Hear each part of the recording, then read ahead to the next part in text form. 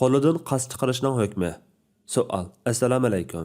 Ba'zi kishilar qo'lidan qas chiqarishga bo'lmaydi, unda qilsa yomon bo'ladi deydi ekan. Buning asosi bormi? Javob. Va alaykum assalom va rahmatullohi va barakatuh. Barliq hamd sanolar Janobi Allohga bo'lsin. Durud va salomlar payg'ambarimizga, u zotning oila tavobatlariga, ashablariga va u zotga toki qiyomatgacha ergashganlarga bo'lsin. Namozda yoki masjidda bo'lmagan ahvolda qas chiqarish muboh ish. Buni cheklaydigan sahih bir ko'rsatma yo'q. Ba'zi kishilar odatlanib qolganlikdan yoki qas chiqarishga ehtiyoj bo'lganlikdan qas chiqarishi mumkin. Ba'zilar bu ish Lut qavmidan qolgan odat deb qaragan bo'lsa-mu, lekin bu haqda aniq bir isbot yo'q. Bu vaqtda kelgan rivoyat yolg'ondir. Masalan, Imom Zahabi Al-Kabair degan kitobida qas chiqarishni Lut qavmidan qolgan 10 xil nachar illat qatorida sanagan bir rivoyatni Ibn Abbas radhiyallohu anhumadan keltirgan. Buni Shayx Albani zaif va yolg'on hadislar to'plamida yolg'on degan. Hanafi mazhabda bo'g'imlarni aram aldirish uchun qas chiqarishga ehtiyoji bo'lmasa-mu, qas chiqarishni makruh tanzihi deb qaragan.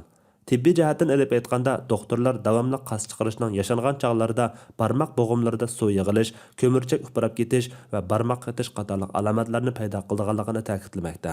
Bu haqiqatmi Hanafi mazhabining yuqorqi makruh tanzihi degan qarashini jonlantirdi. Namozda turib qas chiqarishga kelsak, Janobi Alloh Qur'onda namozda xushu bilan turadiganlarni madhiyalagan bo'lib, namozda xushu bilan turish, behuda ish harakat qilmaslik talab qilindi. Qas chiqarishmi jim turishqa, xushuga zid keladigan, g'aflatga dalolat qiladigan ortiqcha ish harakat bo'lg'achqa, yana boshqalarning diqqatini buzib o'tadigan ish bo'lg'achqa, namozda turib qas chiqarishga bo'lmaydi. Jabir ibn Samura radhiyallohu anhu rivoyat qilgan hadisda Rasululloh sallallohu alayhi va sallam namozda jim turinglar degan. Ibn Abbas radhiyallohu anhumaning azodgardisi Shu'ba rivoyat qilib deydi-ki, men Ibn Abbas radhiyallohu anhumaning yanida namoz o'qib, barmoqlarimdan qas chiqardim. Namozdan bekor bo'lgandan keyin "O yetimak, namozda turib barmoqlarimdan qas chiqaramsan" dedi. Yana salaflardan Ibrohim Naxai, Ata, Mujohid va Said ibn Jubayr qatorliq tabiinlarning namozda turib qas chiqarishni yomon ko'rganligi rivoyat qilingan. Yana Rasululloh sallallohu alayhi va sallamning namozda turib barmoqlaridan qas chiqarmagan deganligi zaif sanad bilan rivoyat qilingan. Yuqorqilarga asosan namozda turib qas chiqarish olimlar nazarida makruhatlardan sanaladi. Namozni buzib etadigan narsalar qatoriga kirmaydi. Buningda ijmo borligi naql qilingan. Hanbali mazhab olimlari namozda turib orqa-orqadan bir qancha qatam qas chiqarsa namoz buziladi deb qaragan. Bu balki namozga munosibatsiz ko'p ish harakat bo'lganlik uchun bo'lsa kerak.